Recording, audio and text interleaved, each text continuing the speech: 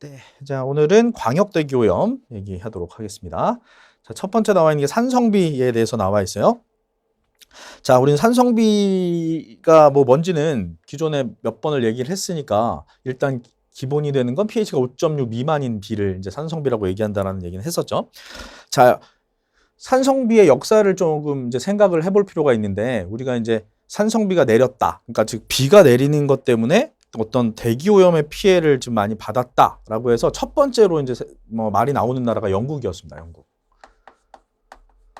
뭐 우리가 대기 오염이라고 처음에 얘기를 하면 맨날 처음에 떠오르는 나라가 아마 영국일 거예요. 그 이유가 당연히 산업혁명 때문이겠죠, 그죠? 산업혁명이 영국에서부터 시작이 됐고 산성비뿐만이 아니라 모든 대기오염의 어떻게 보면 시초가 영국이라고 봐도 이제 상관이 없습니다. 그 중에서 지금 우리가 이제 다루고 있는 산성비 같은 경우는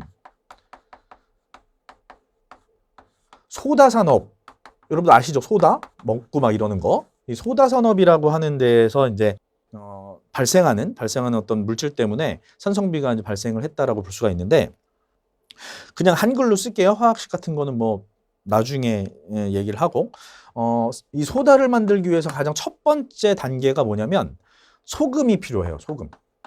첫 번째 단계만 얘기하는 거예요. 소금이 필요한데 NaCl이죠. 소금에 황산을 첨가를 해요. 이렇게.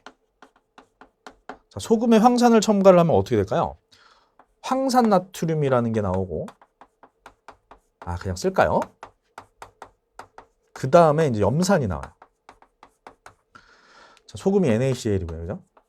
황산이 H2SO4죠. 그죠? 자, 그러면 얘가 이제 황산나트륨이 나와요. NaH 나트륨 H2SO4 이렇게 나오고 그 다음에 HSO4입니다.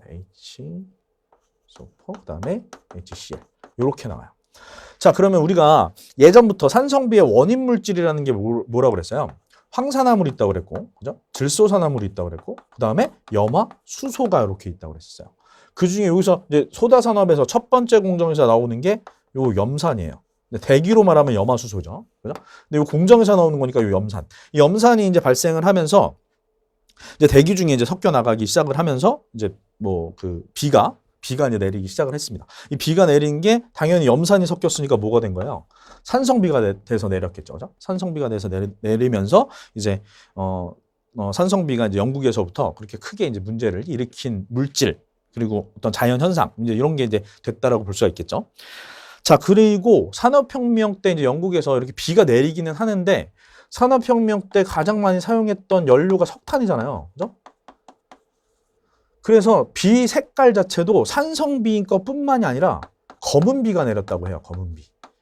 그러니까 빗물 자체가 굉장히 막 뭐 먼지부터 시작해서 매연 이런 것들이 전부 다 섞여서 검은 비가 내렸다고 합니다. 그래서 검은 비 플러스 검은 비 내에 pH도 떨어뜨리는 이런 염산, 염화수소가 같이 섞여 있음으로 해서 검은 비이면서 산성비인 게 내려서 영국 시내 전체가 좀 산성비에 굉장히 취약했다라고 볼 수가 있을 것 같아요.